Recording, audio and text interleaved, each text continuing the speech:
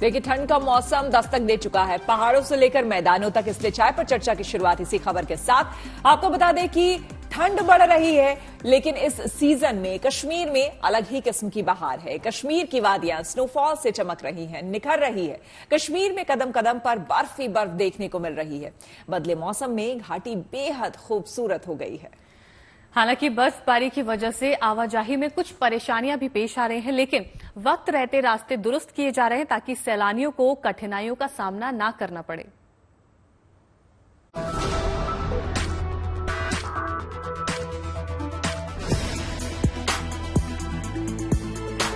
ये नजारे धरती की जन्नत कहे जाने वाले जम्मू कश्मीर के हैं।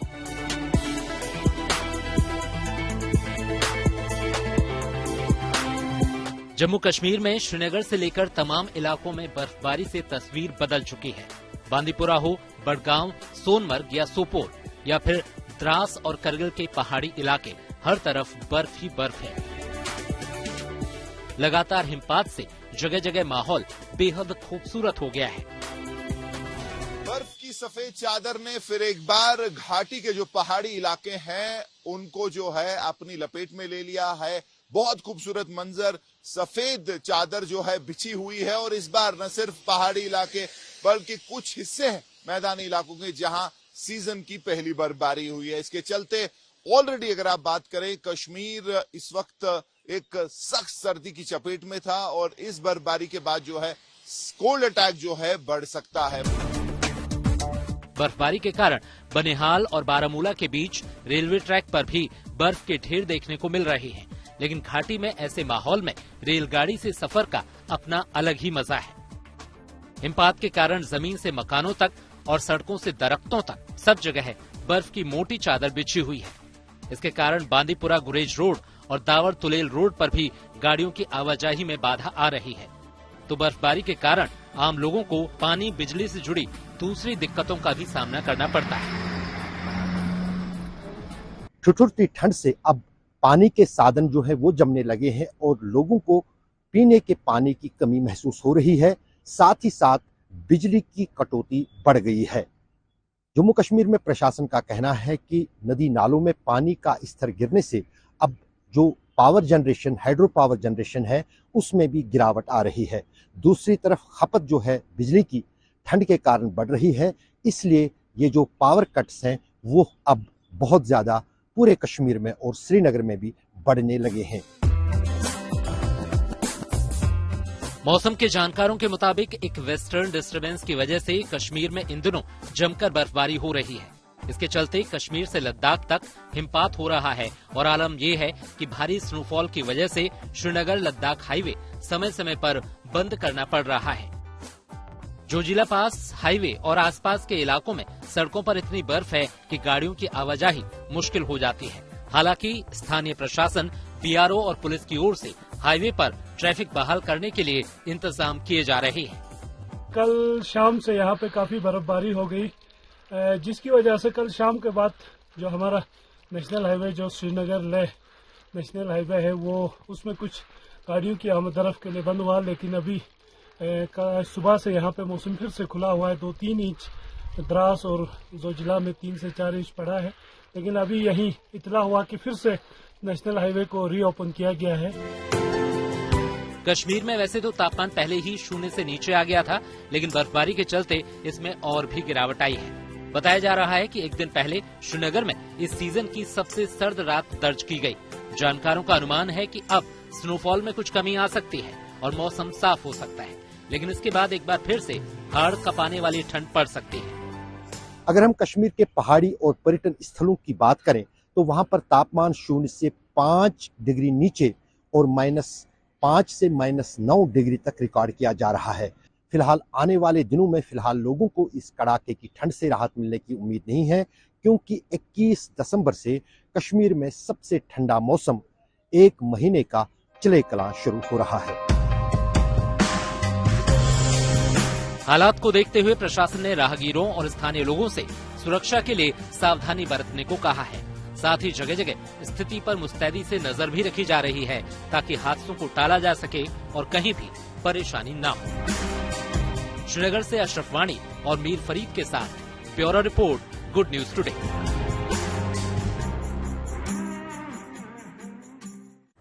अब हिमाचल चले। हिमाचल की सबसे अच्छी बात क्या लगती है आपको?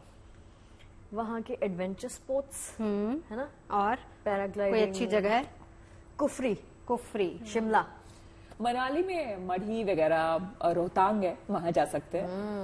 मुझे ना वहाँ के पहाड़, वहाँ की शांति और पेड़ों के बीच में से जो थोड़ी थोड़ी धूप आती है ना, वो ओए होए, साथ में चाय। हाँ, चाय तो चाहिए ही, और मैगी भी। हाँ, पहाड़ों वाली मैगी। और क्या वैसे चाहिए? पहाड़ों में इस मौसम में ना खाने का जायका बड़ा अच्छा होता है ना, आप कुछ भी खा सकते हो। और देखिए सर्दी का मतलब ही खाना होता है। वैसे ये खाने वाली खबर नहीं है, हिमाचल के पहाड़ों की सैर आपको करानी है। शगुफ्ता लिए चलिए जल्दी। लिए चलते हैं। देखिए खाने पीने का सेगमेंट थोड़ी देर बाद आएगा, वेट कर लीजिए, वो भी बताएंगे कहाँ लेकर जा रहे हैं। लेकिन आज हम आपको बर्फबारी की सैर तो करवाएंगे। राफ्टिंग, पैराग्लाइडिंग कहाँ पर चल रही है, कुल्लू में चल रहा है ये सब, आपको तस्वीरें दिखाते हैं।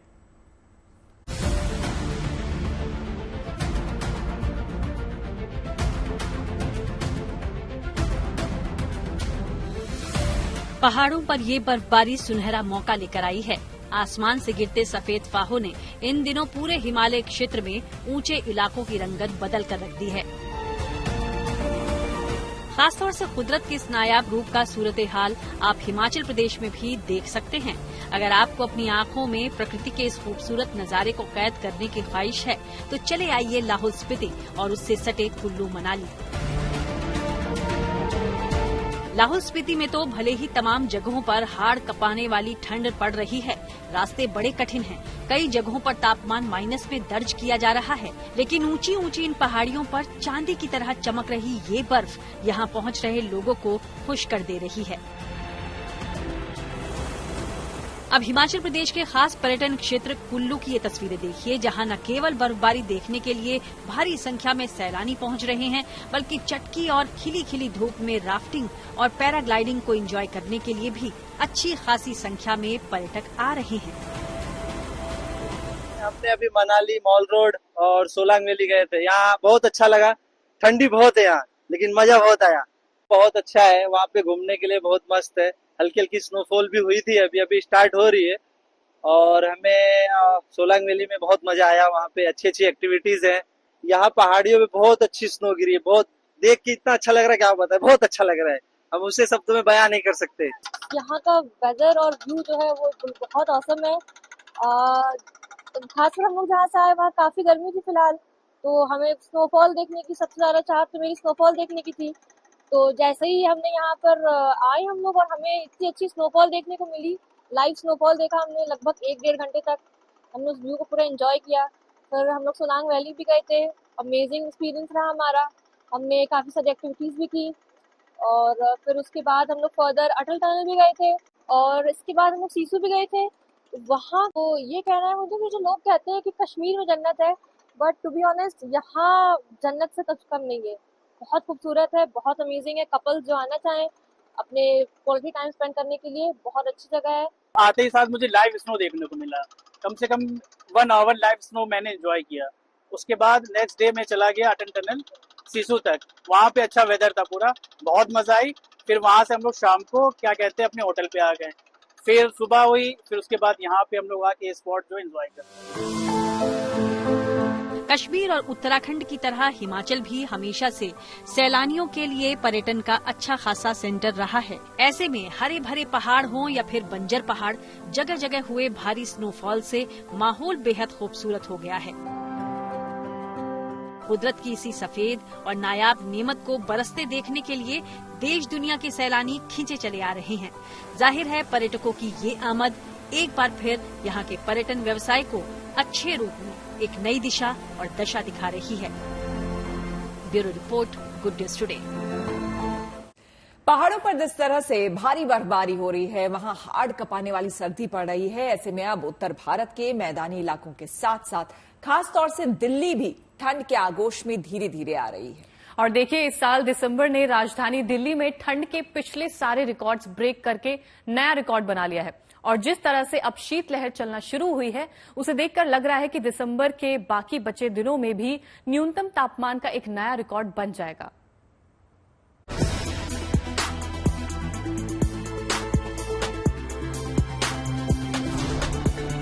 सर्द हवाओं ने दिल्ली की सर्दी को बढ़ा दिया है। दोपहर में सूरज की तपिश ठिठुरन को कम कर रही है, लेकिन सुबह, शाम और रात को सर्द हवाओं ने कपकपी बढ़ा दी है। बुधवार को राजधानी में ठंड का 14 साल का रिकॉर्ड टूट गया। पिछले 14 सालों में पहली बार दिसंबर के शुरुआती दिनों में तापमान 5 डिग्री के नीचे चला गया। 12 दिसंबर को न्यूनतम तापमान 4.8 डिग्री तक पहुंच गया है।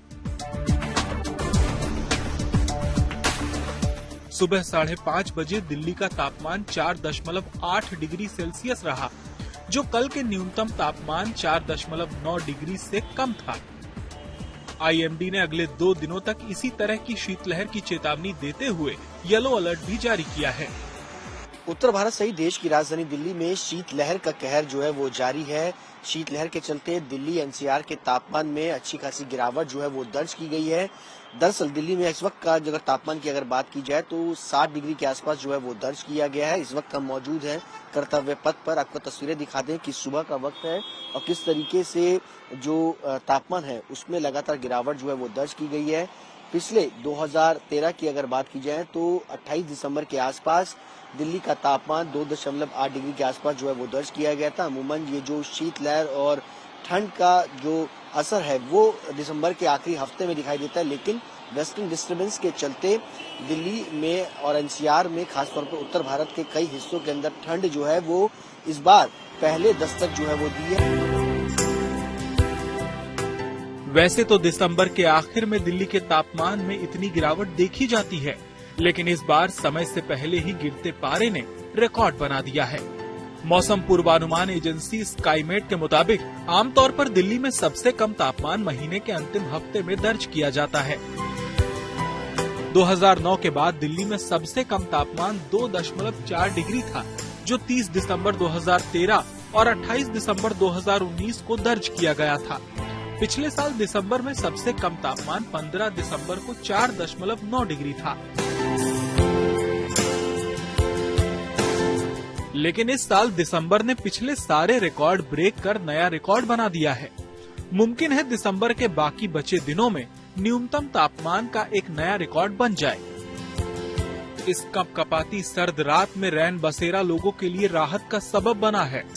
सबसे बड़ी मुसीबत उन लोगों के लिए जो बेघर हैं। अभी मैं आपको अपने पीछे जो तस्वीरें दिखा रहा हूं वो दिल्ली के एम्स की हैं, जहां अब मेरे पीछे जो लोग लेटे हुए हैं वो लोग हैं, ज्यादातर उन पेशेंट्स के रिश्तेदार हैं जिनको दिल्ली एम्स में बेड नहीं मिलता और आखिरकार उनको कपकपाती सर्दी में खुले आसमान के नीचे सोना पड़ता है।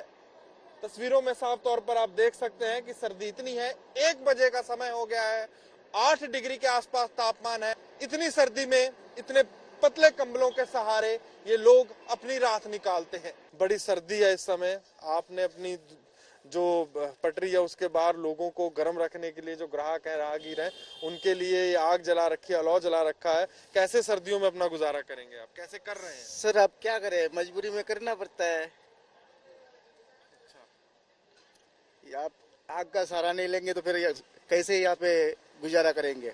वैसे आग से निकालेंगे सर, और क्या करें जी। आग ना हो तो हम लोग तो सब बनाए तो डर जाए। अब पूरी रात हो गई है आग के सारे बैठे बैठे, अब ये आग ना हो तो फिर सर्दी घटेगी कैसे? मौसम विभाग के मुताबिक दिल्ली में फिलहाल शीतलहर बनी रहेगी, यानी कि फिलहाल ठिठुरन से छुटकारा नहीं मिलेगा। दिल्ली से सुशांत मेहरा और अनमोल बाली के साथ bureau report, good news today.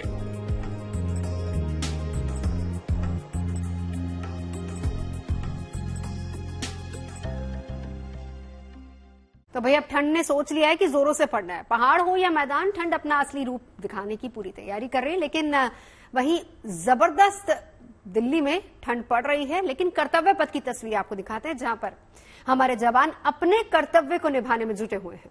कर्तव्य निभाते हैं, 24/7 इनकी ड्यूटी रहती है। कोई भी कंडीशन हो, हर कंडीशन के बावजूद ये अपनी ड्यूटी पूरी तरह से निभाते हैं। इंडियन कोस्ट गार्ड के जवान इन दिनों 26 जनवरी की तैयारी कर रहे हैं, उसकी परेड कर रहे हैं। हमारे संवाददाता हिमांशु मिश्रा ने ठंड में उनकी इन्हीं तैयारी का जायजा लिया है, देखिए। मौसम कैसा भी हो, कड़ाके की ठंड पड़ रही हो, बारिश हो रही हो, लेकिन कर्तव्य पथ पर 26 जनवरी से पहले इसी तरीके से हर दिन सुबह 4 बजे से ही प्रैक्टिस शुरू हो जाती है। ये तैयारी है 26 जनवरी की।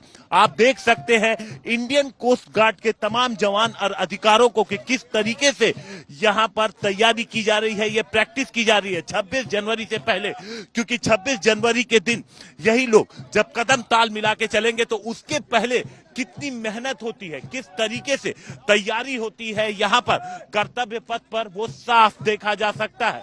आप देख सकते हैं कि किस तरीके से यहाँ कदम से ताल मिला करके इंडियन कोस्ट गार्ड के जवान हर दिन सुबह 4 बजे यहाँ पर कर्तव्य पथ पर आ जाते हैं और 8 बजे तक इसी तरीके से हर दिन ये लोग प्रैक्टिस करते रहते हैं। ये तैयारी 26 जनवरी तक जारी रहेगी। कैमरामैन रितेश मिश्रा के साथ हिमांशु मिश्रा, दिल्ली। चलिए अब बात आस्था के उत्सव की कर लेते हैं। आपको बता दें कि प्रयागराज में महाकुंभ में सफाई कर्मियों की भी अहम भूमिका होगी, जिसके लिए वो परिवार समेत महीने भर पहले संगम की रेती के पास पहुंचकर डेरा जमा लेते हैं। इस बार सरकार ने इन स्वच्छता कर्मियों के बच्चों के लिए कुंभ क्षेत्र में अस्थायी स्कूल के भी प्रबंध किए हैं, ताकि उनकी पढ़ाई की लय टूटने न पाए। और देखिए, साथ ही इतना ही नहीं किया है, इस बार महाकुंभ को डिजिटल बनाने की भी पूरी कोशिश की जा रही है। इस कड़ी में अब बिजली विभाग भी शामिल हो गया है। मेले में श्रद्धालुओं की सुविधा के लिए बिजली विभाग 40,000 खंभों की जियो टैगिंग करने के साथ ही उन पर QR कोड लगाने जा रहा है।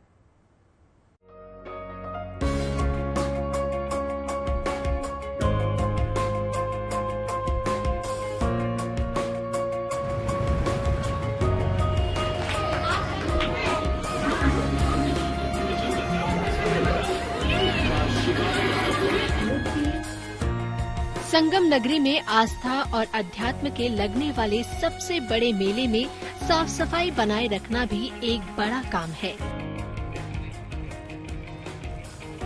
महाकुंभ को लेकर महीना भर पहले ही यहाँ स्वच्छता कर्मी परिवार समेत पहुँच जाते हैं, जो 3 महीने तक कुंभ मेला क्षेत्र में साफ सफाई का जिम्मा संभालते हैं।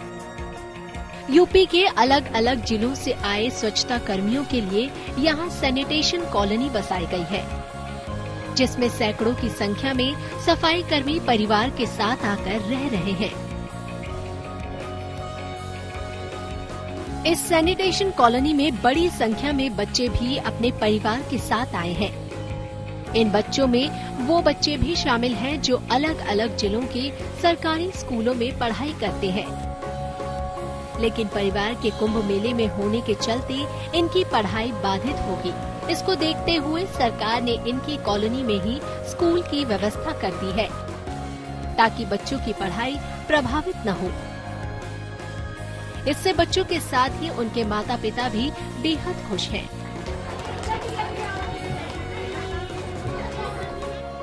यहाँ स्कूल खुला, इसी यहाँ पढ़ते हैं। अब क्या होगा? अब गैप नहीं होगा हमारा और पढ़ाई में जोर होगा। क्या बनना चाहते हैं? हम टीचर। कुंभ मेले में बढ़िया व्यवस्था है, बच्चों की पढ़ाई और सारी व्यवस्था है। खुश है आप लोग? हाँ, खुश है। काम भी करते हैं, यहाँ बच्चे भी पढ़ाते हैं। वहाँ रहते थे तो पढ़ते थे बच्चे भी, यहाँ आ गए तो काम हो रहा है, बच्चे भी पढ़ रहे हैं। बच्चों के लिए यहाँ अस्थायी रूप से 5 स्कूल बनाए गए हैं और सभी स्कूल में बाकायदा टीचर भी नियुक्त किए गए हैं, जो बच्चों को पढ़ा रहे हैं। इन स्कूलों में बच्चों को यहाँ इसके स्थायी स्कूल के कोर्स के मुताबिक ही पढ़ाया जा रहा है।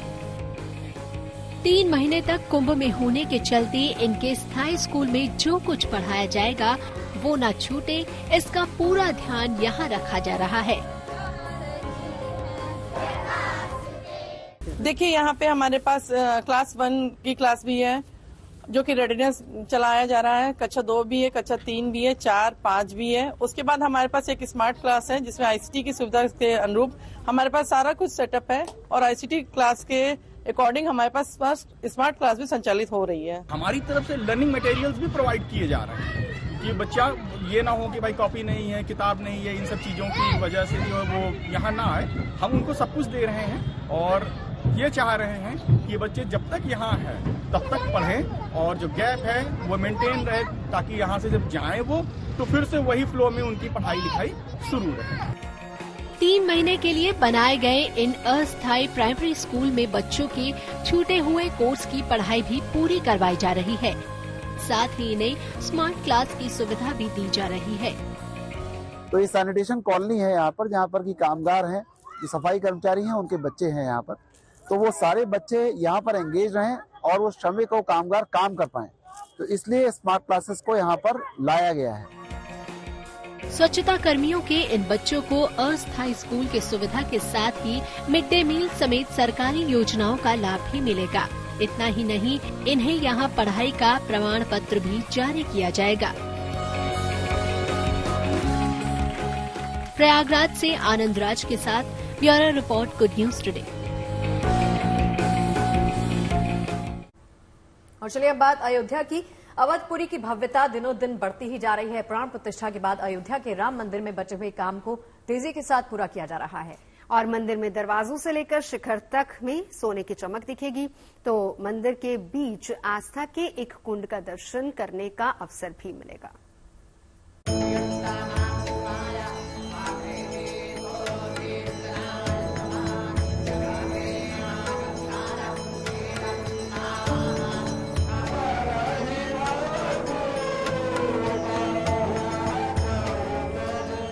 श्रद्धा और आस्था का बड़ा केंद्र अयोध्या का राम मंदिर। प्राण प्रतिष्ठा के बाद से रामलला के दर्शन के लिए यहाँ श्रद्धालुओं की भीड़ उमड़ती है। हर दिन बड़ी संख्या में लोग यहाँ आकर अपने आराध्य की पूजा अर्चना कर भाव विभोर होते हैं। सदियों की प्रतीक्षा के बाद जाकर इस मंदिर का सपना साकार हुआ है। इसी साल 22 जनवरी को यहाँ प्राण प्रतिष्ठा का भव्य कार्यक्रम हुआ था, जिसके बाद रामलला के दिव्य प्रतिमा के दर्शन हुए थे। इसके बाद भी राम जन्मभूमि तीर्थ क्षेत्र में निर्माण कार्य जारी है। अब प्राण प्रतिष्ठा का साल भर पूरा होने को आ रहा है, तो निर्माण कार्य तेजी से पूर्णता की ओर बढ़ रहे हैं और इसके साथ ही मंदिर की भव्यता भी बढ़ती जा रही है। अभी यहाँ दरवाजों पर काम चल रहा है। आप तस्वीरों में देख सकते हैं कि किस तरह दरवाजों पर खूबसूरत नक्काशी की जा रही है, जिसमें देवी देवताओं समेत अलग अलग आकृतियाँ उकेरी जा रही हैं।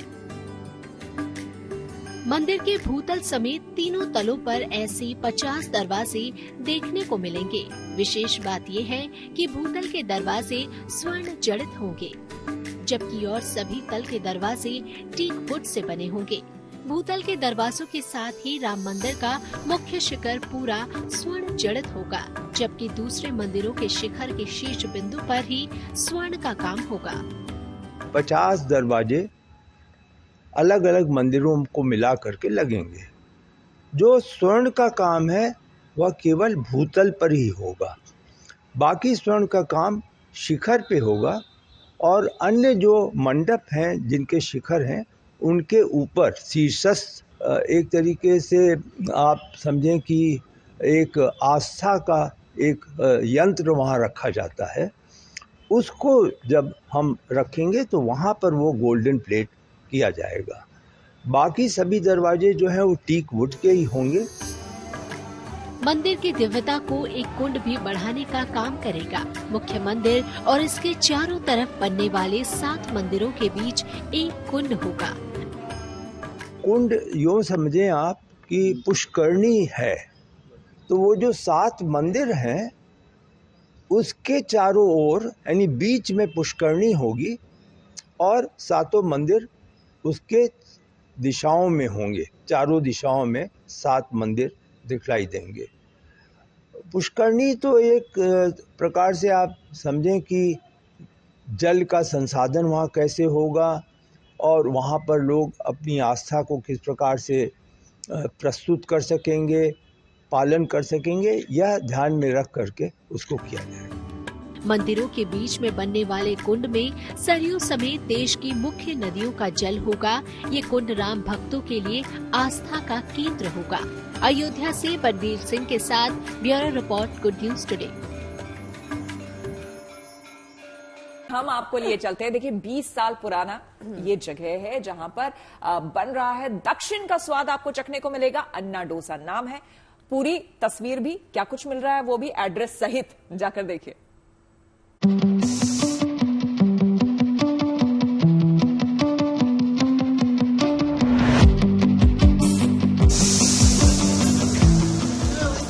हमारी दिल्ली में कितने सारे जायके हैं और क्यों दिल्ली दिल वालों की है, दिल्ली खाने वालों की है।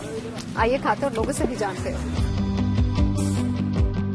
पुष्पा देख लिया आपने? हाँ जी देख लिया। पुष्पा 2 भी देख लिया आपने? कोई पुष्पा डोसा नहीं बनता? कोई नाम नहीं रखा आपने पुष्पा डोसा का? शुरू करेंगे। शुरू करेंगे।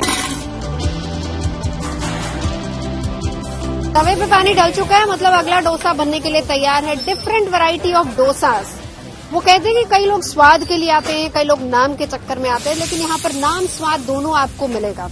20 साल पुरानी ये दुकान पहले लोधी रोड में बिल्कुल बाहर हुआ करती थी, लेकिन अभी यहाँ पे शिफ्ट हो गई है। और यहाँ की खास बात क्या है कि इतनी भीड़ यहाँ पर जुट जाती है। ये वैसे हम आपको यूट्यूब वाले डोसा भैया बोल देते हैं, क्यों? रील्स वाले डोसा सब। अच्छा, इनको सब। आप हैं कहाँ से बताइए? तमिलनाडु से।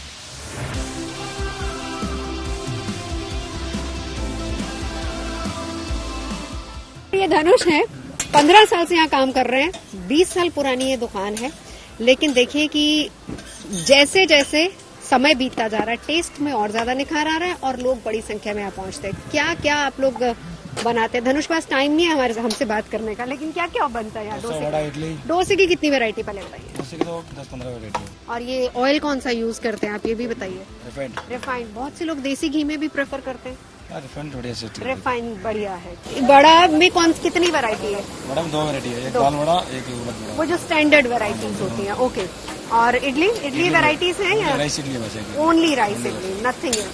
थोड़ा सा डिफरेंस होता है। आप तमिलियंस का सांबर खाएंगे, उसमें आपको अच्छी खटास दिखेगी। आप अगर कर्नाटका सांबर खाएंगे तो उसमें थोड़ी सी मिठास होगी। चटनी केवल एक ही तरह की है। चटनी नॉर्मली 2-3 तरह की होती है। 2 तरह की होती है, हम एक ही तरह की बात। एक ही तरह की चटनी होती है। तो चलिए अब मेरी बारी है डोसा खाने की।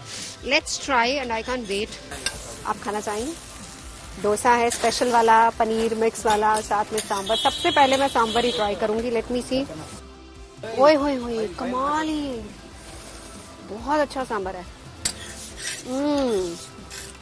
तो ये फर्स्ट बाइट आप लोगों के लिए।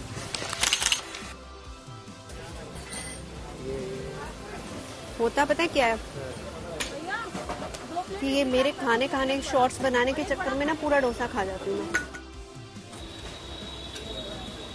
ओहो, best part is the sambar. Ultimate sambar, बहुत अच्छा। मैम आप कहाँ से आई हैं? कितना समय से डोसा खा रही हैं? मैम मैं मोती बाग से ही हूँ और मैं 1 ईयर से खा रही हूँ।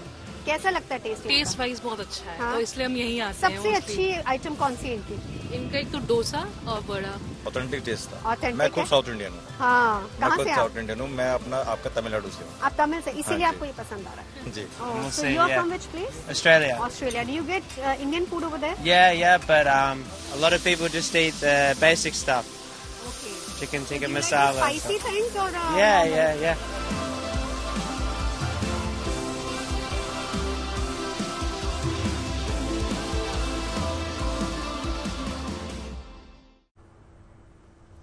अच्छा दीपिका, पीछे देखकर क्या याद आ रहा है? क्या है? क्रिसमस याद आ रहा है। तो आने वाला है। क्रिसमस पे क्रिसमस कैरल अगर आप गा सकें आपके तो? सामने गुस्ताखी में कैसे गाऊं? आपको ही गाना पड़ेगा। शगुफ्ता कुछ नहीं बोल सकती। यू हैव टू सिंग शगुफ्ता।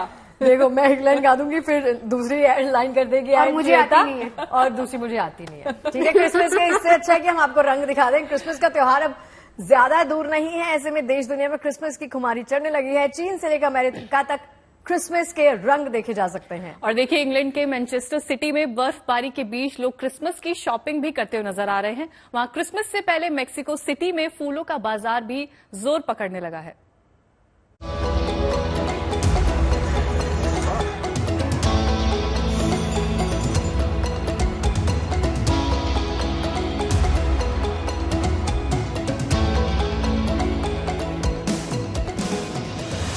नाच गाना, मस्ती, शॉपिंग और खूब सारा फोटोशूट। अमेरिका के शिकागो में लोग कुछ इस तरह क्रिसमस सीजन को एंजॉय कर रहे हैं। इन दिनों शिकागो के सभी बाजार रंगीन रोशनी से नहाए हुए हैं। खाने पीने के शौकीनों के लिए इन बाजारों में काफी कुछ है। साथ ही क्रिसमस की शॉपिंग के लिए भी ये परफेक्ट जगह है।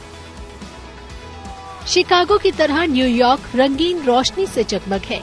यहाँ लोगों के मनोरंजन के लिए अलग अलग तरह के इंतजाम है।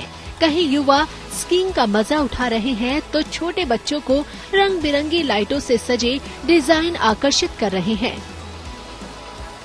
इंग्लैंड के मैनचेस्टर शहर में जैसे ही लोग क्रिसमस की खरीदारी के लिए अपने घरों से बाहर निकले, कुदरत ने बर्फबारी से उनका स्वागत किया। रोशनी से नहाई शाम के साथ बर्फबारी के बीच माहौल खुशनुमा हो गया।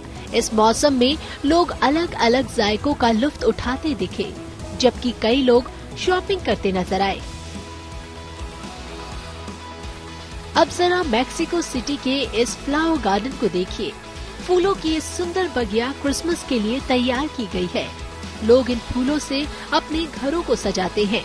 साथ ही इन फूलों से तैयार गुलदस्ता देकर क्रिसमस पर एक दूसरे को शुभकामनाएं भी देते हैं। मैक्सिको सिटी में सड़क के बीच बने डिवाइडर भी इन्हीं सुर्ख फूलों से सजाए गए हैं। क्रिसमस का त्योहार अब ज्यादा दूर नहीं है। जैसे जैसे त्योहार नजदीक आ रहा है, वैसे वैसे देश दुनिया में लोगों का उत्साह और उमंग भी बढ़ता जा रहा है। Bureau report, good news today.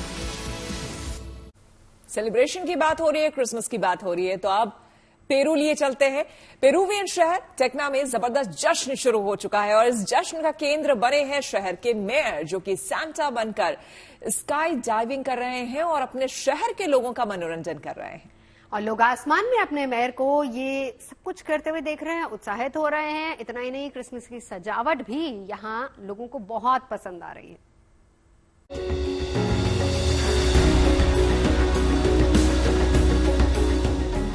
Christmas season पर ये उत्सवी उड़ान देखिए। तस्वीरें पेरूवियन शहर टेक्ना की हैं। यहाँ हॉलिडे सीजन में जश्न की शुरुआत हो चुकी है। खुद शहर के मेयर वॉल्टर कार्डोजा चुरा सैंट की ड्रेस में स्काई डाइविंग कर रहे हैं।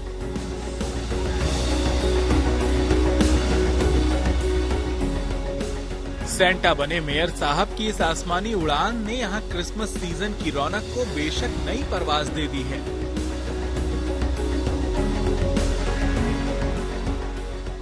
जब मेयर वॉल्टर कार्डोजा ने शहर के ऊपर से ये उड़ान भरी, लोग खुशी से झूम उठे और शहर का ये मेयर क्रिसमस सीजन का सुपरस्टार बन गया।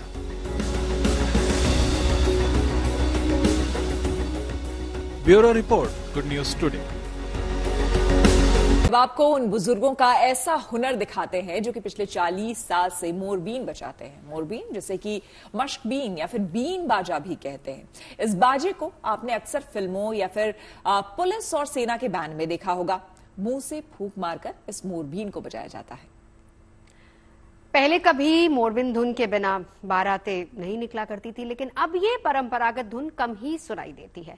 तो ऐसे में अब ये कला सिर्फ कुछ पुराने और चुनिंदा कलाकारों के पास ही दिखती है। ये बुजुर्ग कलाकार तकरीबन 70 साल के हैं, जिनके मोरबीन बैंड की जोशीली धुन लोगों को जिंदगी में हिम्मत रखने की प्रेरणा दे रही है। देखिए इनका हुनर।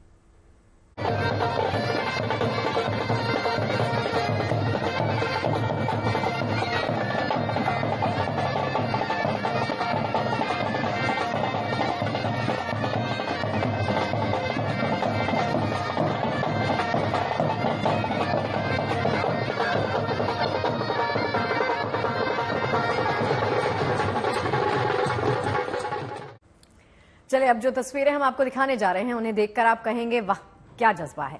ब्राजील के रियो डी जनेरियो में एक बेहद उम्रदराज महिला रोज यहाँ के पहाड़ों पर चढ़ाई करती हैं।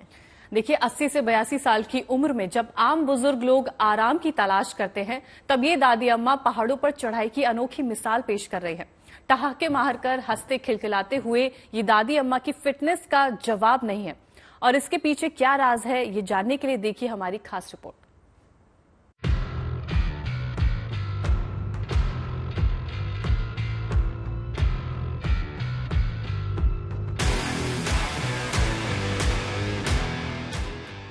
पहाड़ की खड़ी चढ़ाई को अंजाम दे रही ये दादी अम्मा सबका ध्यान अपनी ओर खींच रही हैं। ये ब्राजील की ग्रैंड ओल्ड लेडी कैसिया वोलेयर हैं, जो बुलंद हौसले की जीती जागती मूरत हैं। अपने जोश, जज्बे और जुनून की बदौलत कैसिया वोलेयर रियो डी जेनेरियो में इस दुर्गम पहाड़ी पर चढ़ाई की कोशिश कर रही हैं। यहाँ पहुंचे पर्वतारोहियों की टोली में कैसिया सबसे उम्रदराज हैं, लेकिन इस पहाड़ पर चढ़ाई की चुनौती को कबूल करके ये तमाम युवाओं के लिए प्रेरणा स्रोत बन चुकी हैं। Para mim, desafio tem que ter pé no chão, ou seja, ter consciência do que está fazendo.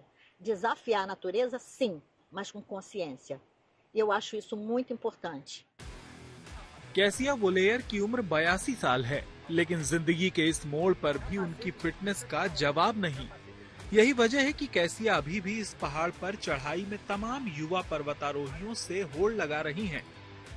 राज की बात है कि इनकी बेहतरीन सेहत फिटनेस की वजह केवल शाकाहारी भोजन और कसरत ही है। Eu tenho 82 anos, mas eu sou vegetariana desde os 35. E essa alimentação atribuída ao fato de eu fazer um exercício físico pesado me dá essa saúde. Essa saúde que eu tenho não tem remédio, eu não tomo vitamina. Ou melhor, eu tomo a vitamina C porque eu aprendi com o Elba Ramalho que a vitamina C não deixa cair tanta ruga.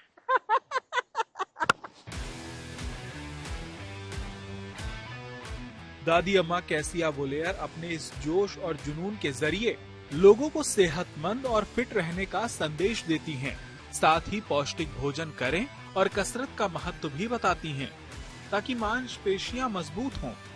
आप दौड़ें, भागें, नाचें, कूदें और जिंदगी भरपूर जिएं, लेकिन अच्छे भोजन पर जरूर ध्यान दें। यही इनका फिटनेस मंत्र है। Bureau report, good news today. और अब आपको लेकर चलते हैं आतिशबाजी के घर में। ये चीन का शहर हुनान है, जहां आतिशबाजी महोत्सव आयोजित किया गया है। ड्रोन के जरिए हुई परंपरागत आतिशबाजी को एक थीम दिया गया था, जिसे नाम दिया गया था tears at the sky gate, जिसके तहत ड्रोन के जरिए आसमान में तारों की तरह फॉर्मेशन बनाया गया। यहाँ ये एक नए तरह का प्रयोग है, जिसमें पारंपरिक आतिशबाजी को आधुनिक तकनीक के साथ जोड़कर दिखाया गया। दरअसल ये महोत्सव यहाँ की पटाखों की एक कंपनी मालिक ने अपनी स्वर्गीय मां के सम्मान में आयोजित किया था, जहां आसमान से आतिशबाजी आंसुओं की तरह गिर रही है। और इसके जरिए उन्होंने ये बताने की कोशिश की कि उनका अपनी मां के लिए प्रेम कभी भी कम नहीं होगा। देखिए, कहते हैं कि वक्त जिंदगी के हर पहलू पर असर डालता है। समय के साथ हमारी भाषा में भी थोड़ा सा बदलाव होता हुआ नजर आया है, खासकर हिंदी समय के साथ और समृद्ध होती चली गई। नेक्स्ट जनरेशन इंडिया फेलोज की नाम की एक संस्था ने साल 2047 के लिए हिंदी में 47 नए शब्दों की पहचान की है। इस संस्था की दलील यह है कि 2047 के आधुनिक भारत में इन शब्दों का खास महत्व होगा। इन शब्दों को इंडिया इन फ्यूचर टेंस नाम के शब्दकोश में जगह दी गई है। जिन शब्दों को इस डिक्शनरी में शामिल किया गया है उनमें blue carbon, culturomics, gamification, robo care, jugaad, heritage hub और ऑस्मोटिक ऊर्जा जैसे शब्द शामिल किए गए हैं। तो आज की चाय में बस इतना ही, लेकिन रहिएगा हमारे साथ। कल भी 5 बजे अच्छी अच्छी खबरें और गर्मा गर्म चाय के साथ गप्पे लड़ाएंगे। शाम 5 बजे चाय पर चर्चा में।